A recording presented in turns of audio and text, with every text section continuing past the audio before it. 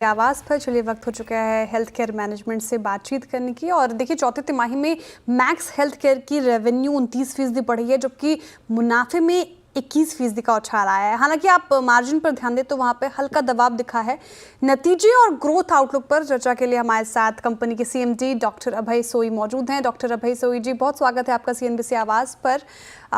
Very good morning. पहला सवाल ये होगा कि Q4 में हमने देखा सालाना आधार पर ग्रॉस और नेट रेवेन्यू में लगभग 29% की बढ़ोतरी हुई, और पूरे फाइनेंशियल ईयर को देखें तो ये ग्रोथ 26 to 27% रही है। पहला सवाल, किस ग्रोथ के पीछे के कारण क्या रहे, और साथ ही क्या ये ट्रेंड 1-1.5 साल तक बरकरार रहेगा? आपका क्या मानना है? पिछले साल हमने 30% के करीब कैपेसिटी बढ़ाई और हमारे ऑक्यूपाइड बेड डेज भी 30% से बढ़े हैं। और उसके नतीजा ये रहा है कि जो रेवेन्यू है उसमें 29% की वृद्धि हुई, जो एबिडा है उसमें 26% की, और जो प्रॉफिट आफ्टर टैक्स है उसमें 22% की वृद्धि हुई।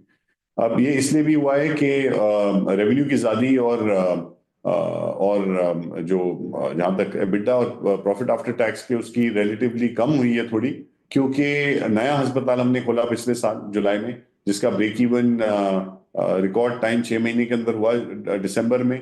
लेकिन अभी भी उसका जो एबिडा है वो कम है, वो नया अस्पताल है, पहले साल का ऑपरेशन है उसका। लेकिन अगर मैं उसको अलग रखता हूँ उस अस्पताल को, तो प्रॉफिटेबिलिटी में भी उससे ज्यादा वृद्धि हुई जितनी हमारी रेवेन्यू में हुई है। आने वाले साल में हमारी मेरी जो कैपेसिटी हमारी कैपेसिटी है मैक्स की, वो 30% से उसकी बढ़ोतरी होगी, जिसमें से अगले 90 दिन में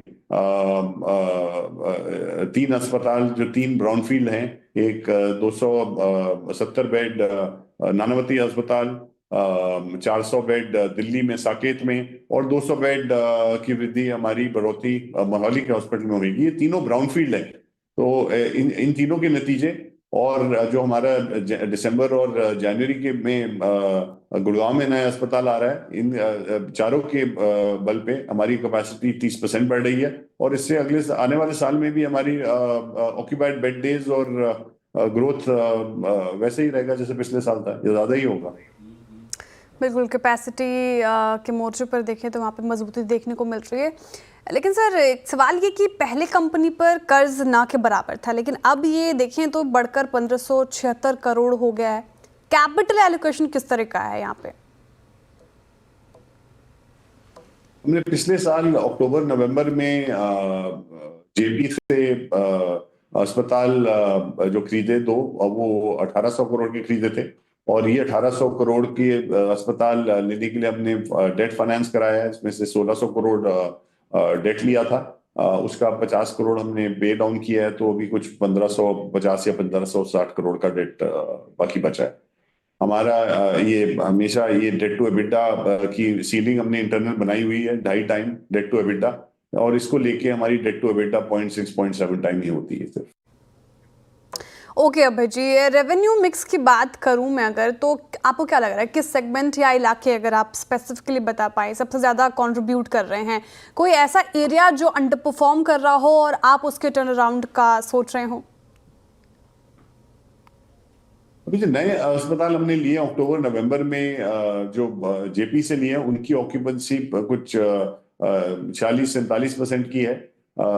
अगर मैं उन दो अस्पताल को अलग रखूं तो ऑक्यूपेंसी ओवरऑल कुछ 80% के करीब है। तो अगर मैं इनमें दोनों में और रैंप अप करने की अपॉर्चुनिटी है।